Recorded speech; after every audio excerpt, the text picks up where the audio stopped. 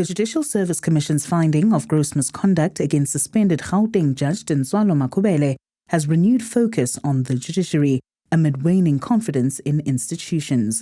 The JSC found Makhubele guilty of gross misconduct for violating the separation of powers doctrine by being chairperson of state-owned entity Prasa while she was appointed as judge in the High Court.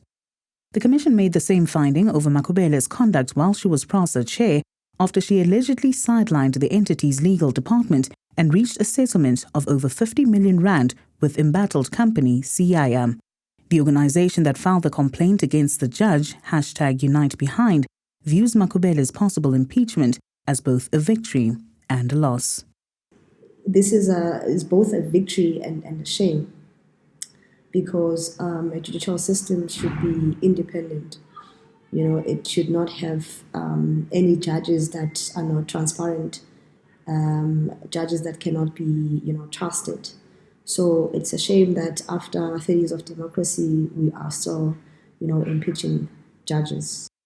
The civil society organization launched a challenge against Makhubele in 2019, but she testified at the Judicial Conduct Tribunal that investigated the claims against her that she had not assumed the judicial role and instead told then-Judge President Danson Mlambo that she would only be judge from April 2018.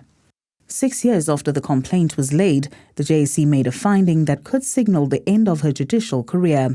The prolonged process has been criticized by some sectors. As Judges Matter, we've been quite critical of the process to discipline judges.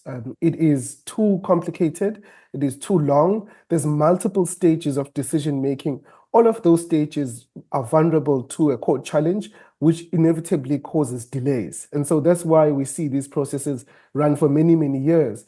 It's because it's systematically designed to be quite complicated. And so if you look at all the complaints over the last 3 to 5 years, more than 80% of those complaints are considered as frivolous complaints that are usually done as retaliation for a court outcome from a judgment.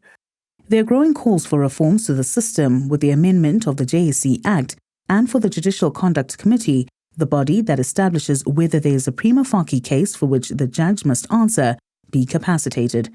This comes amid fears that the slow process undermines the judiciary and public trust in the arm of state.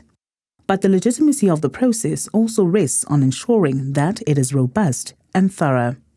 I think there are two aspects that we need to consider here. One is even the process itself needs to be tailored and geared towards protecting the integrity of the judiciary. The second aspect is that there must be public confidence in those processes.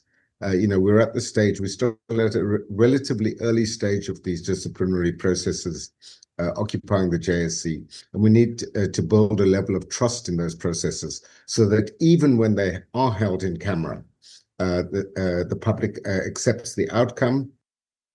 The finding against Makhubele takes place just weeks after a similar finding by a tribunal against Western Cape Judge Mushtaq Parker after he allegedly lied that then-Judge President John Hlophe assaulted him in his chambers and later retracted the statement. Meanwhile, Eastern Cape Judge President Selbin Benenge raised eyebrows when he also appeared before a tribunal over allegations that he made unwanted sexual advances towards a junior staffer in his division. But Benjamin says there isn't cause for alarm, as only 2 judges have been impeached in South Africa's 31-year constitutional democracy, while less than 10 of the country's 250 judges have been before a judicial conduct tribunal. For Newzroom Afrika on Channel 405, I'm Zoleka Qodashe.